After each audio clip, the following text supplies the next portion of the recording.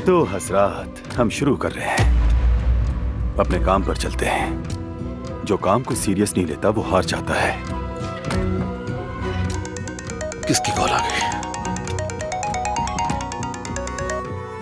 हाँ बोलो।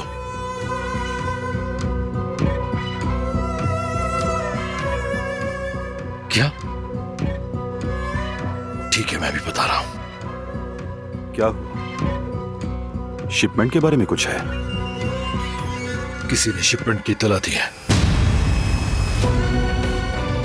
कैसे हो सकता है? जैसे भी हुआ हो, लेकिन हो गया। ये कैसे हो सकता है? इतनी घटिया हरकत करने की जरूरत कौन कर सकता है? चलो चले, इस मामले की तह तक पहुंचना होगा हमें। जो भी हमारे काम में रुकावट डालेगा उसे किसी कीमत नहीं छोड़ूंगा।